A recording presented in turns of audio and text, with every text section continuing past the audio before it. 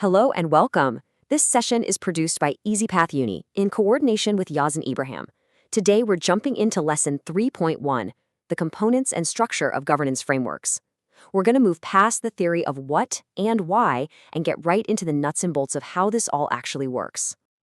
So let's kick things off with a really powerful idea. Think of a governance framework as the architectural blueprint for your entire organization. And I mean, it's way more than just a dusty rulebook on a shelf. It is the master plan, the core design that shows how every single piece fits together to build something that's not only strong, but resilient and truly built to last. Here's our game plan for this explainer. First, we're going to really get a handle on this organizational blueprint idea. Then, we'll dig into why it's so darn important. After that, we'll take it apart piece by piece. And finally, we'll see how it all comes together to build for lasting success. All right, first up, the organizational blueprint. You can kind of think of it as the operating system for a company. But what does that really mean in practice? Let's get into it. You see, a really solid framework is all about one thing: clarity, absolute clarity. It answers those big fundamental questions that can trip up any organization. Questions like, who gets to make the call here? And how do we actually make those decisions? It also lays out how we keep an eye on performance and, super importantly, how we tackle risks before they become major problems. Okay, so we know what it is, but let's talk about why it's so essential. I mean, why do we even need one? Let's be real, in the complex world we live in today, this isn't just a nice to have, it's an absolute must-have. First off, it's about alignment and trust. A framework is like the bridge that connects the high-level strategy, the big dreams on paper, to what people are actually doing day to day. And when everyone knows who's responsible for what, you build this incredible foundation of trust. And that trust, that's not just some soft, fuzzy feeling. It's the currency of a great business. It means better teamwork, higher morale, the whole shebang. Next up, it's like building an immune system for your organization. It helps you spot potential problems and threats before they blow up into a crisis. And, maybe most importantly, it puts ethics front and center. It ensures that doing the right thing isn't an afterthought, it's just how things are done around here. That's vital for long-term survival. And here's something you might not expect. A great framework actually drives change for the better. It sets up these feedback loops so you're always learning and always improving. Plus, it creates these clear guardrails for innovation. It basically tells your teams, hey, here's a safe space to play, to experiment, to try new things without, breaking everything. And that is huge. All right, let's pop the hood, shall we? It's time to take this blueprint apart and see what it's really made of. Let's look at the essential pieces that have to lock together to make the whole system work.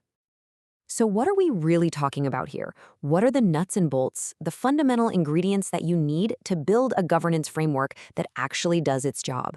Let's break it down. Everything, and I mean everything, starts with the foundation and the architecture. This is your why, your purpose, your core values, your culture. That's your North Star. Then you've got your strategic plans, which are basically the roadmap to your destination. And of course, you need the actual structure, the board, the committees, and a crystal clear understanding of who does what. Okay, with that foundation in place, now you need the systems and controls that bring it all to life. Think of your policies and procedures as the official how-to guide. Then there's the risk management framework. That's your early warning system. And finally, you have internal controls. These are the crucial checks and balances that just make sure things run smoothly and reliably every single day. And this last piece is absolutely crucial because a framework isn't some static document you write once and then file away. It has to be a living, breathing system. That's where the feedback loop comes in. You're constantly monitoring performance, you're talking to your stakeholders, your customers, your employees, everyone. And you are always, always looking for ways to get better. That's what keeps the whole thing powerful. So, we have all these pieces, but how do they actually help us build for success in the real world? A great way to see this in action is to look at how a framework makes something like the globally recognized ISO 37000 standard actually achievable. And this right here, this is where it all just clicks. You see, a big idea like accountability sounds great, right? But what does it mean? Well, the framework makes it real by defining roles and responsibilities. What about transparency? That happens through performance reporting. Ethics, that's your code of conduct. You see? The framework is the bridge from a nice idea to a daily reality. So what's the big takeaway from all of this? It's simple, really.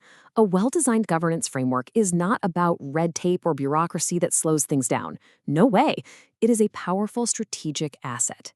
It is, quite literally, what gives an organization the stability and the agility to handle whatever the world throws at it, and still come out on top. So there you have it. We've looked at the blueprint, we've taken it apart, and we've put it back together. The real question isn't for me, it's for you. You have the blueprint now. The only question left is, what are you going to build?